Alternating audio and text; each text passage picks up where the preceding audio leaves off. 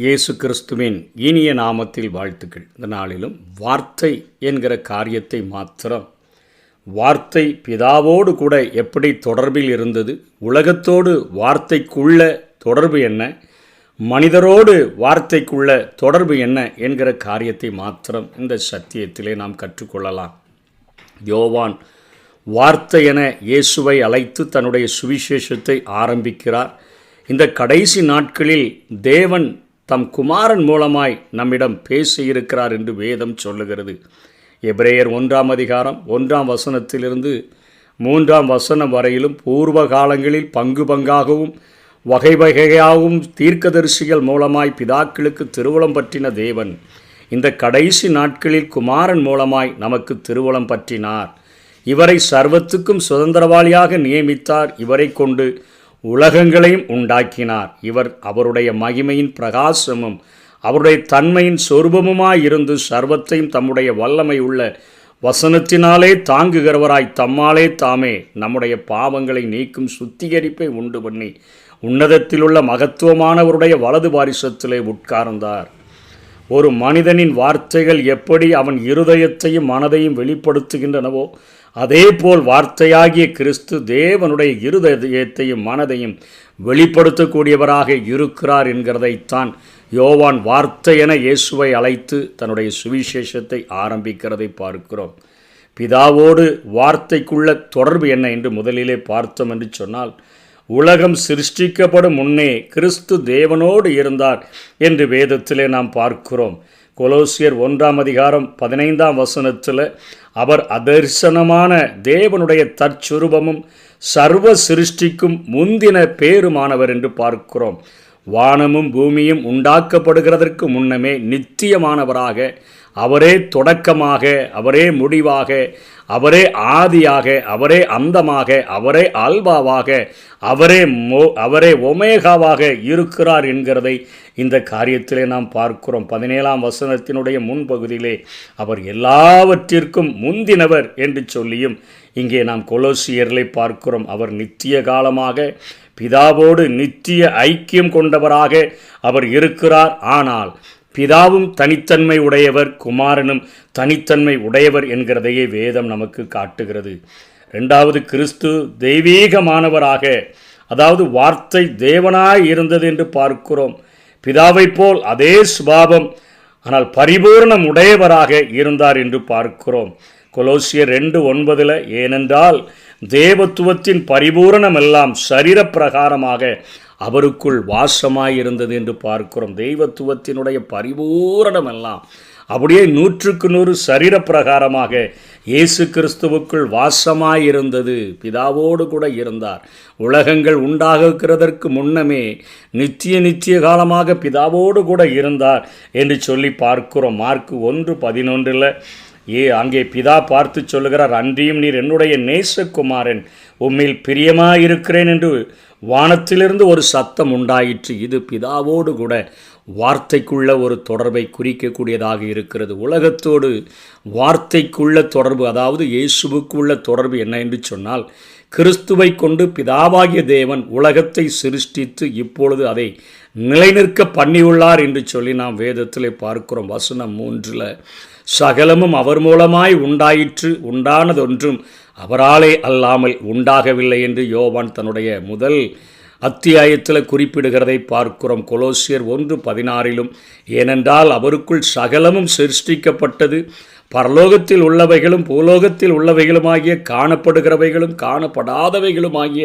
சகல வஸ்துக்களும், சிங்காசனங்களானாலும் கர்த்தத்துவங்களானாலும் துரைத்தனங்களானாலும் அதிகாரங்களானாலும் சகலமும் அவரை கொண்டும் அவருக்கென்றும் சிருஷ்டிக்கப்பட்டது என்று சொல்லி பார்க்கிறோம். எபிரேயர் 1 அதிகாரம் 2 பின்பகுதியில் இவரை கொண்டு உலகங்களையும் உண்டாக்கினார். உலகத்தோடு ஆண்டவருக்குள்ள தொடர்பு என்னன்னு சொன்னால், சகலமும் அவர் மூலமாய்த்தான் பிதா உண்டாக்கினார். உண்டானது ஒன்றும் அவராலே அல்லாமல், எல்லா பொருளும் அவர் அல்லாமல் உண்டாகவில்லை. அவருக்குள் சகலமும் சிருஷ்டிக்கப்பட்டது. அது பரலோகத்தில் உள்ளவைகளாக இருந்தாலும் சரி, பூலோகத்தில் உள்ளவைகளாக இருந்தாலும் சரி, காணப்படுகிறவைகளாக இருந்தாலும் சரி, காணப்படாதவைகளுமான சகல வஸ்துக்களாக இருந்தாலும் சரி, அது சிங்காசனமானாலும் கர்த்தத்துவமானாலும் துரைத்தனமானாலும் அதிகாரங்களானாலும் சகலமும் அவரை கொண்டும் அவருக்கென்றும், அவரை கொண்டு இயேசுவை கொண்டுதான் பிதா சிருஷ்டிக்கிறார். இயேசுவுக்காகவே சிருஷ்டித்து கொடுத்தார் என்று பார்க்கிறோம். இவரை கொண்டு உலகங்களையும் உண்டாக்கினார் என்று எபிரேயர் எழுதுகிறார். மூன்றாவது, மனிதரோடு உள்ள வார்த்தைக்கு உள்ள தொடர்பு என்ன என்று பார்த்தால் வசனம் 14, அந்த வார்த்தை மாம்சமாகி கிருபையினாலும் சத்தியத்தினாலும் நிறைந்தவராய் நமக்குள்ளே வாசம் பண்ணினார். கிறிஸ்துவாகிய தேவன் மனிதருக்குள்ள சுபாவத்தோடு ஆனால் பாவமற்ற மனிதராக இந்த பூமியிலே பிறந்தார் என்கிறதை இங்கே சுவிசேஷங்கள் நமக்கு அருமையாக சொல்லி கொடுக்கின்றன. இதுவே மனித அவதாரத்தினுடைய அடிப்படை தத்துவமாகும். கிறிஸ்து பரலோகத்தை விட்டு வந்து மனித பிறப்பென்கிற வாசல் வழியாக மனித வாழ்க்கைக்குரிய நிபந்தனைகளுக்குள்ளாக உட்பிரவேசித்ததை பார்க்கிறோம். மத்தேயு 1:23 அவள் தூதன் பார்த்து மரியாளை பார்த்து சொல்லுகிறான், அவன் இதோ ஒரு கன்னிகை கர்ப்பவதியாகி ஒரு குமாரனை பெறுவாள், அவருக்கு இம்மானுவேல் என்று பெயரிடுவார்கள் என்று சொன்னான். இம்மானுவேல் என்பதற்கு தேவன் நம்மோடு இருக்கிறார் என்று அர்த்தமாம்.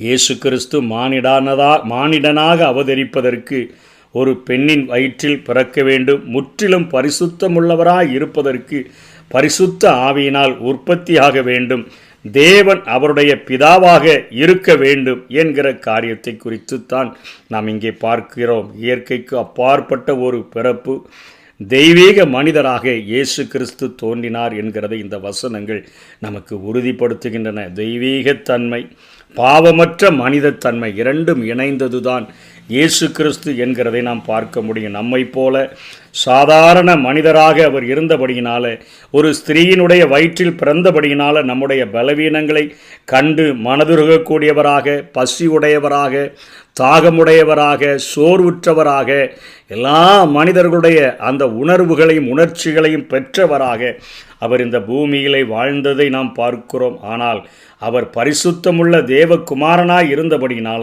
நம்மை பாவத்தின் அடிமைத்தனத்திலிருந்தும் சாத்தானின் வல்லமையிலிருந்தும் மீட்கிற ஒரு வல்லமை உடைய தேவகுமாரனாக இந்த பூமியிலே விளங்கினார். பாவம் அறியாத அவர் பாவத்தின் அடிமைத்தனத்திலிருந்து நம்மை மீட்டெடுக்கவும், சாத்தானின் வல்லமையிலிருந்து நம்மை மீட்டெடுக்கவும் வல்லமை உடையவராக ஒரு தேவகுமாரனாக இந்த பூமியில் இருந்தார். 100% மனிதராக, 100% தேவகுமாரனாக, தெய்வீக தன்மை உடையவராக இருந்தார் என்கிறதை அவருடைய வாழ்க்கையில் நாம் பார்க்க முடிகிறது. அப்போஸ்தலர் 26வது அதிகாரம் 18ஆம் வசனத்தில் இன்னும் அவர் மனிதனுக்காக என்ன காரியத்தை செய்கிறார் என்றால், அவர்கள் என்னை பற்றும் விசுவாசத்தினாலே பாவ மன்னிப்பையும் பரிசுத்தமாக்கப்பட்டவர்களுடைய சுதந்திரத்தையும் பெற்றுக்கொள்ளும்படியாக.